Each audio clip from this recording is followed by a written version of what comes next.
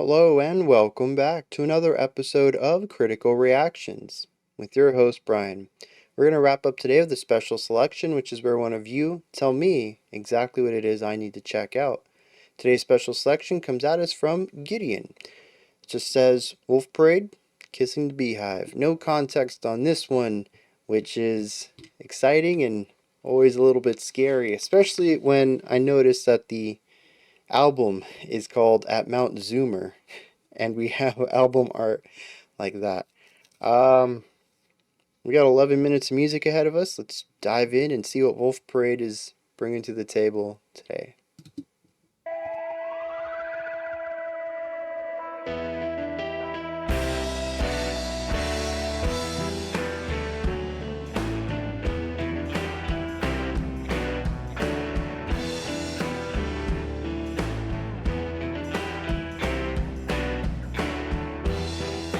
Yeah, so we're in a 9/4 right here.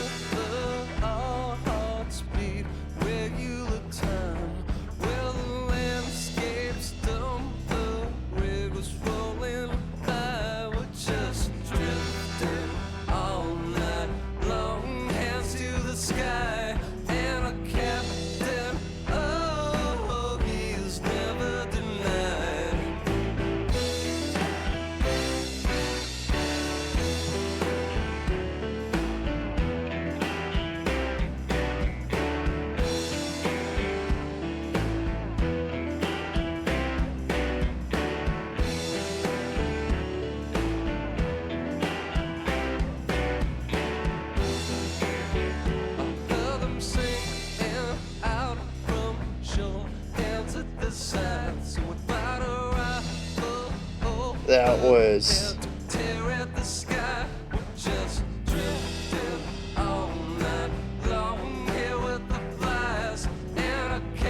really interesting rhythm to pull off the 9.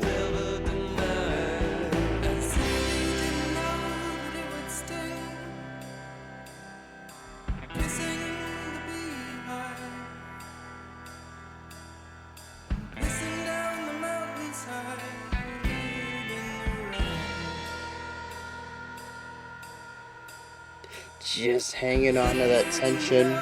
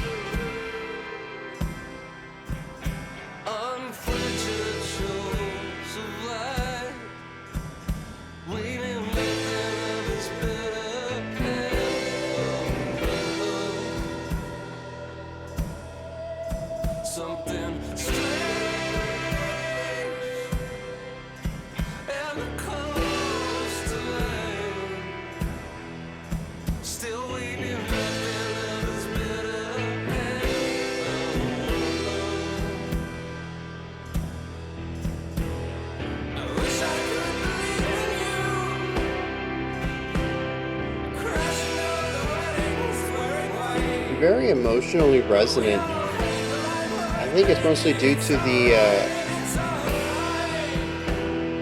the minimalistic approach and the very present vocal work.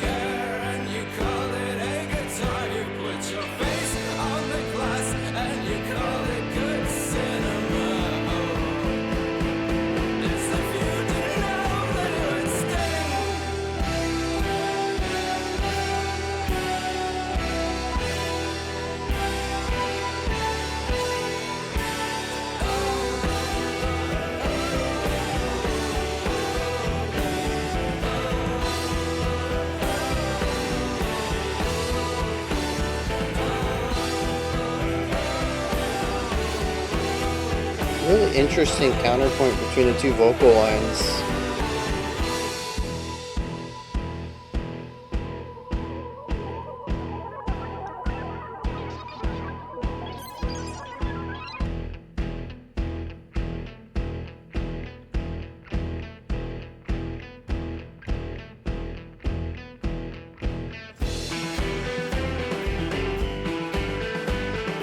That little tempo increase feels really good.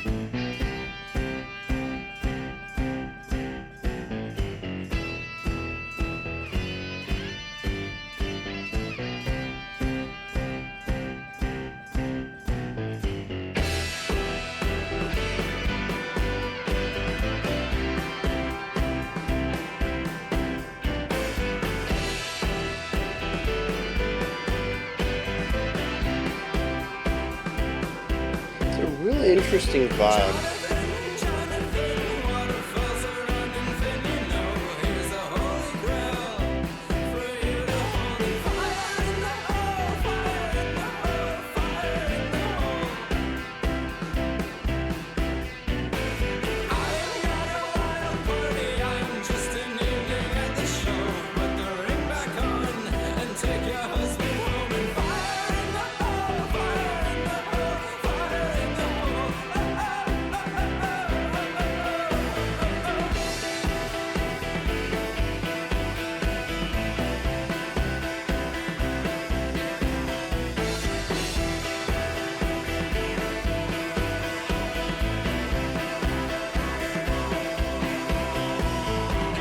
So many of these sections are really defined by the way that they get layered.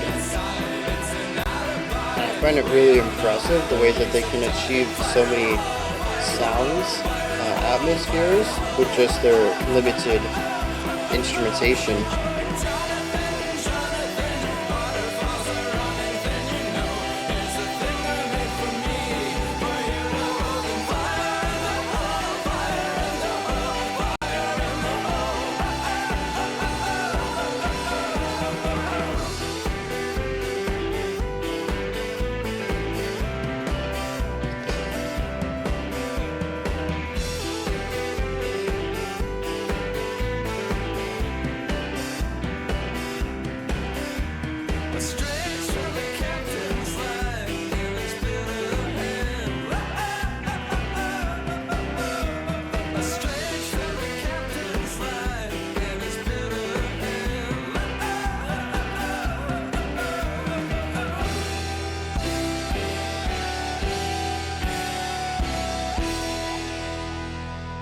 There's a very strong larger than life element to this, but the song doesn't feel epic, and I'm just trying to reconcile those two things.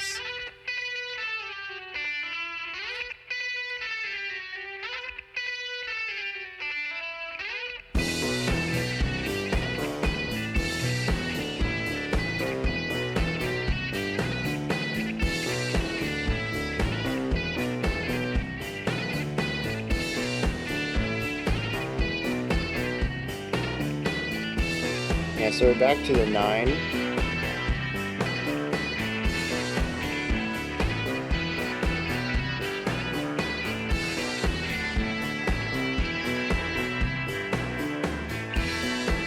I like how the snare just repeats the accent on 4 and 5.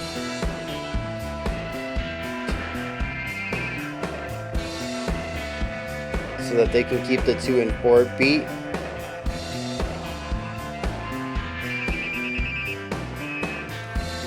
It sounds like it skips. It's an interesting way of retaining that accented pattern.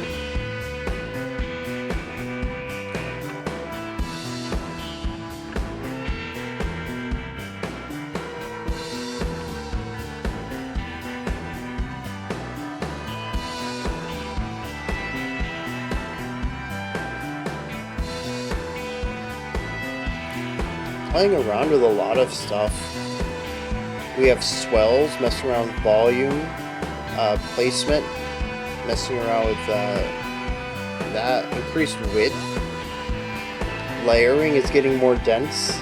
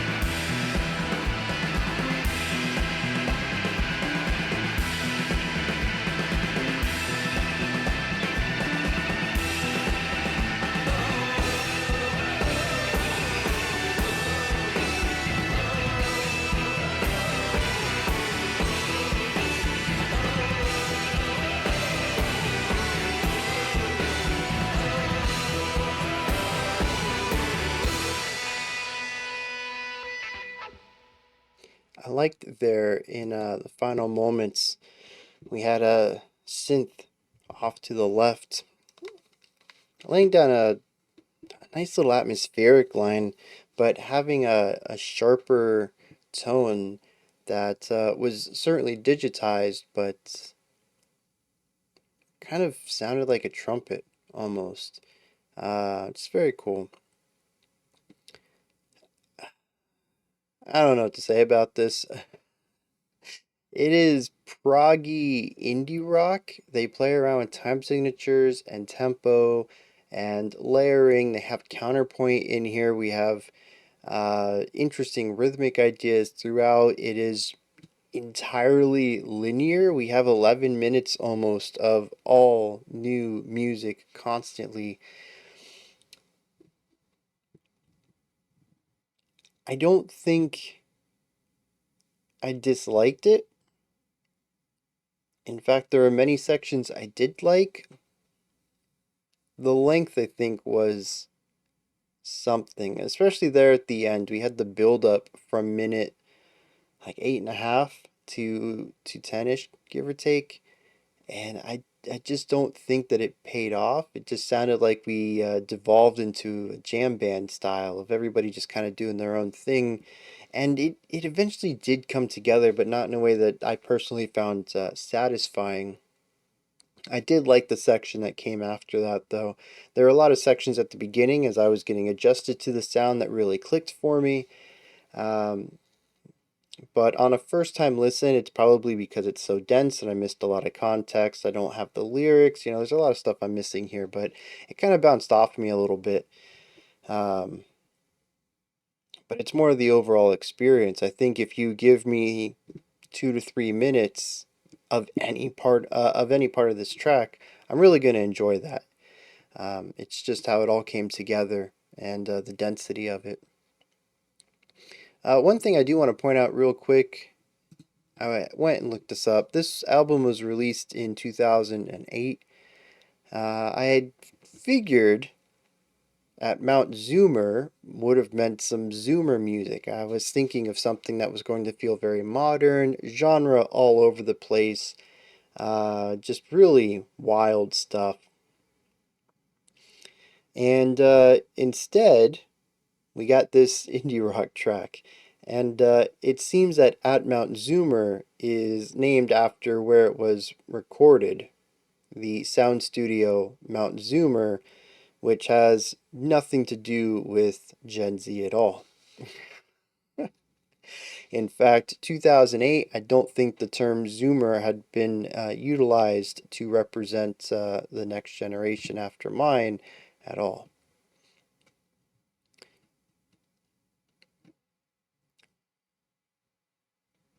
So, with all that aside, what's going on here?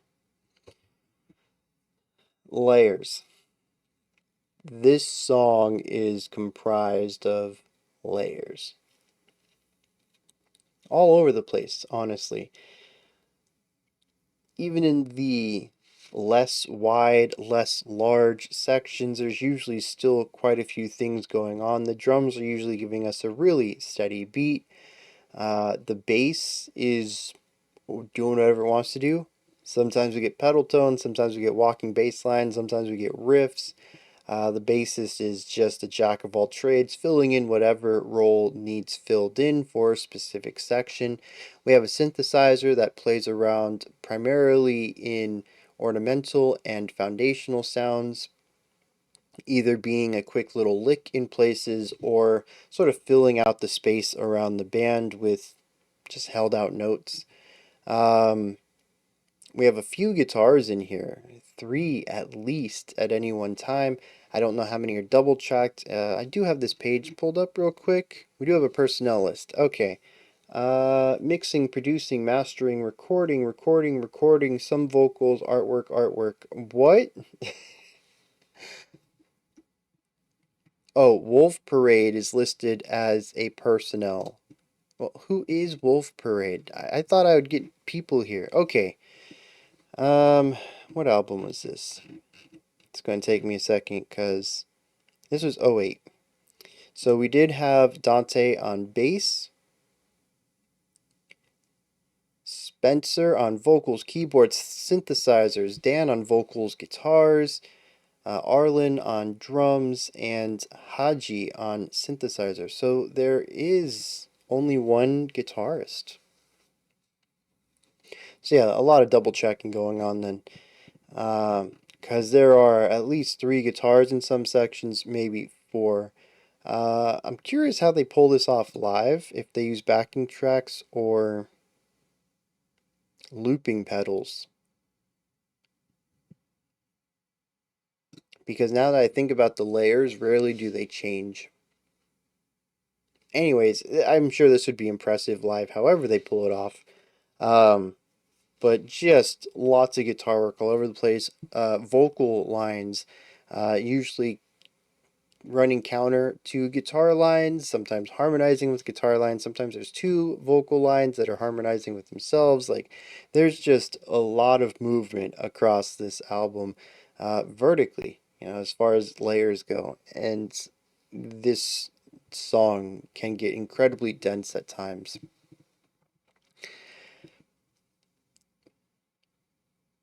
Another aspect that I think is really key to this track is larger than life, but not epic. And I still don't know how to properly explain this. I hope it just kind of comes across, but I'm going to do my best here. Many of these sections feel enormous. Most of that's going to be production, but there's also sometimes upwards of 9 to 10 layers of things going on. It's a cacophony of sounds, and the fact that these sections still come across as palatable in any way is a huge shout out to the engineers that work on this track. There's a lot of ways this could become a muddied mess, and it still is kind of muddied in some places, but it's a lot better than it could have been, too. So I don't want to focus too much on the production of it. It always feels like it's bursting at the seams, like it's trying its best to break free, and the musicians are containing it. This larger than lifeness shines through in some of the ways that the multiple lines line up as well. When you listen to three guitars all doing their own thing and the bass coming in on the bottom, it's not just the sheer layering of it, it's how all the parts work together to create something more than the sum of the parts. But in no way does this feel epic. It actually feels more grounded than anything, despite the production and layering on it, which I think is fascinating. It feels enormous, but something I could carry in my pocket. It sounds contradictory, and it musically sounds contradictory to me as well. It put my mind in a really odd place listening to it, and I think that's pretty cool. What the song does end up feeling like through a majority of this is fun. Larger than life fun, I think, would be the way that I would describe this track. I don't know. Man, it's sort of all over the place. I mean, we start off with a 9/4, but it's just two bars of 4/4 with an extra bar of repetition. It feels like it skips. The extra beat, sorry, I think I said bar in there. The extra beat in our second bar, we have a bar of 4 and then a bar of 5. And that extra beat at the end doesn't add anything, it just allows them to repeat the fourth beat a second time. And I pointed this out very particular at the end when we return to the 9/8, with the snare accent on 2 and 4, and I pointed out, he just plays the accent on 4 and then 5 again, because if he did every other one, we would have 4 and then it would shift to 1 and 3, and we would shift the accented beat from the front to the back, every other repetition. And that's sort of how all the 9/8 sections are written. Sorry, not 9/4 sections are written. We have a bar of 4 and then a bar of 4, and then you just play that fourth beat on your second bar again. And it sort of feels like the song just skips all the time. it's fun. I'll be honest, it kind of grated on me a little bit at the beginning, and the heavy use of that snare pattern in the 9/4 at the end and how long we stayed in that was a bit grating, but I think it's because I was hyper focusing on it. That's never a good thing to do. To hyper focus on a repeated idea is just asking to be annoyed by it. That's true for any music. I mean, a lot of music's based on repetition and licks and riffs and stuff, patterns. So I place that on me. Uh, where was I going with that? Oh, yeah, but it's playful. It's fun. Um, we had a moment coming up upon our final section where I mentioned that they were playing around with a lot of dynamic qualities. One was being swells. You start on a low note and you start on a quiet note and you get louder. Ooh, ah, ooh, ah. You just kind of swell into it. You grow into the tone. We had a lot of that. We had instruments just sort of doing their own thing. A bunch of instruments playing their own lines that weren't really lining up with what anyone else was doing. We had sounds dancing across the x-axis, being panned from one side to the other. We had that disco beat in the middle that was just real fun. Everything about this just feels playful. And so we get this playful, larger than lifeness, and I don't know that I've heard anything like it before. Like, we've had tongue-in-cheek epicness. I think the cheese of power metal tends to fall under that.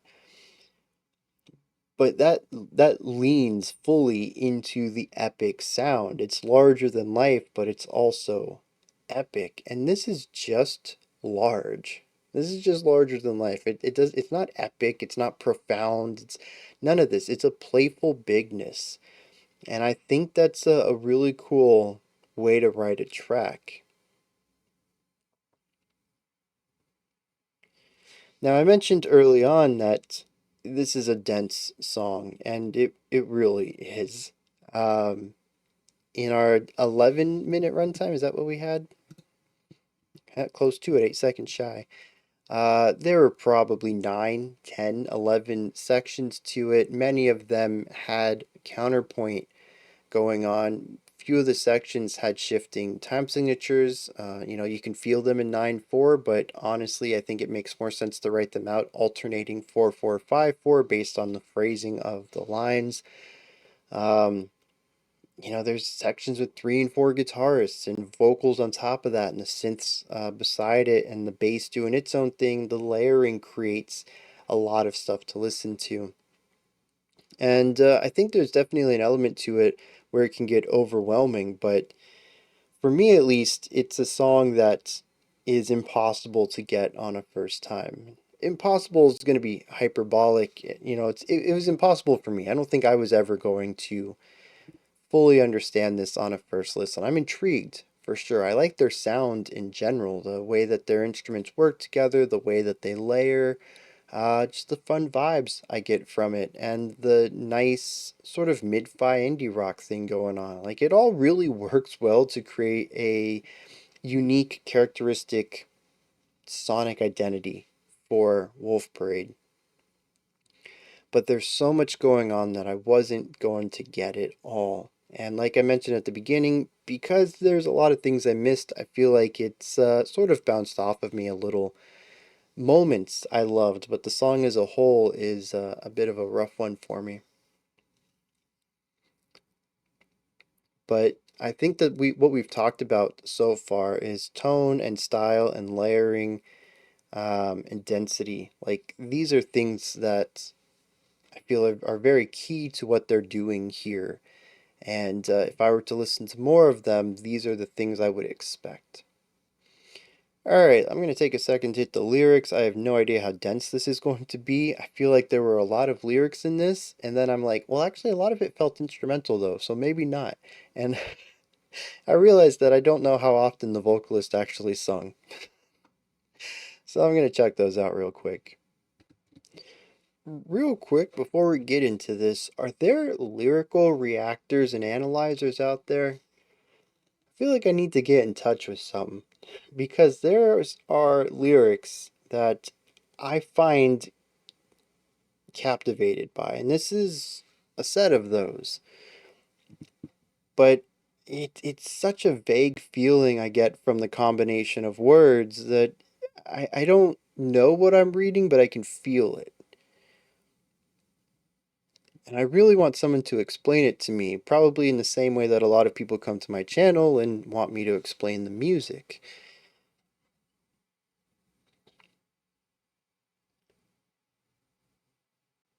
There's 8 verses that tell what seems to me to be a vignette of ideas across similar themes and maybe even the same characters.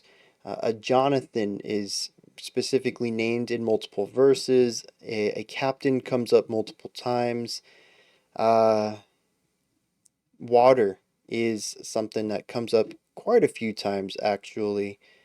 It's kind of all over the place, but I can see the threads. I just don't know what they're connected to. You know, it's like one of those boards where you have like all the pictures up and the pins, and you've got like wire thread tied between all of them. Like I see the connections. I just don't know what it means. I feel kind of crazy looking at this. I'm like, what's going on? I really like the opening verse, though. I think this is one of the few ones that really clicks for me. It says, Lost on a river, our hearts beat regular time. Well, the landscapes don't. The river's flowing by. We're just drifting all night long, hands to the sky. Oh, the captain, he is never denied. I like the juxtaposition here of drifting down a river and our hearts beating in regular time. It's feeling the passage of time. But when we look at the landscapes, they don't. Our general surroundings are static. They don't move. They don't change. They don't experience time the same way. What does it mean to always be progressing forward when it looks like you're standing still? And the concept of, I think, being jaded by life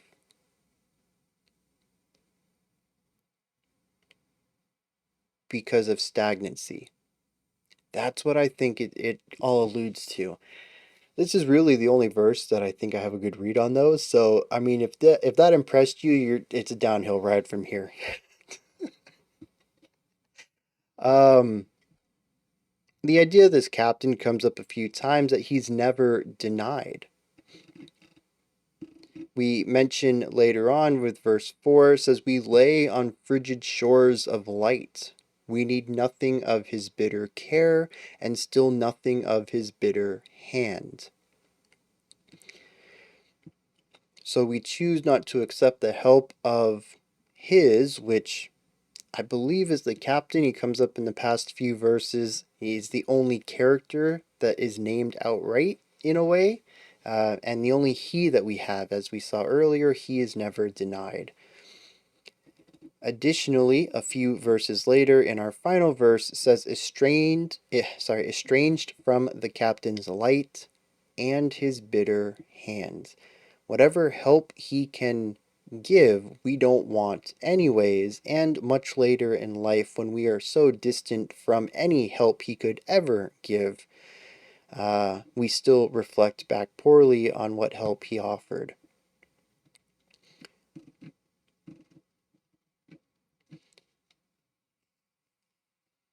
We have verse 3, which has the title line in it, as if you didn't know that it would sing, kissing the beehive.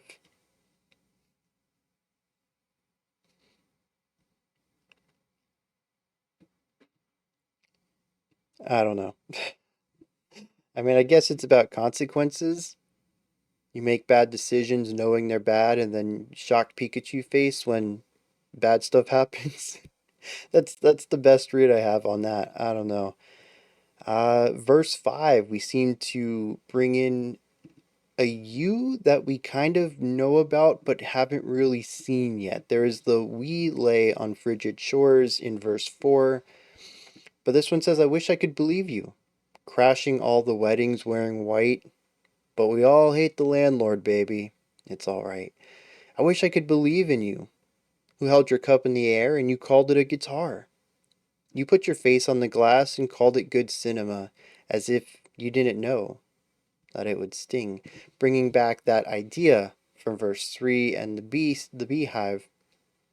I think once again alluding to the fact of consequences, but like, what is all the rest of that? I don't know. Verse 6 is where we begin talking about Jonathan. Verse 7, we bring up Virginia. The phrase "fire in the hole" comes up in both of these verses multiple times. I get real lost here. If anyone has any insight into any of this, Genius has all the lyrics. They have no annotations, though. I'm real interested. Like I said, if you know anyone on the internet who does for lyrics what I try to do for music, point me in their direction. I gotta make a request for this track. There's so much here that I can feel. I just don't know why. There's something really melancholic about all the lyrics here that don't really fit the fun vibe that I got in the music, and I think that juxtaposition is actually going to make a really strong experience for me, and I think I'm going to come around to this track rather quickly once I can understand what this dude's talking about. Those are my thoughts. Wolf Parade's killing the beat, kissing the beehive. Let me know what you thought of this one down in the comment section. Give me your thoughts, perspectives, alternate viewings and understandings, anything you agree with me or disagree with me on. Just let me know what you thought about this. Above that, in the description box, you'll find a link to Linktree. It takes you to this menu right here. You can find links to my music, ways to support the channel, a link to the Discord server, and so much more. Above that, if you could, like, subscribe, and ring the bell. I greatly appreciate all three of those. That wraps it up for today. I'll be back tomorrow, 5 p.m. Eastern Standard Time, 9 p.m. UTC as usual. We're going to continue on with this week's theme and explore another special selection. Until next time, remember to be critical, not cynical, of the music you listen to, and have a fantastic morning, afternoon, or evening whenever you choose to watch my videos.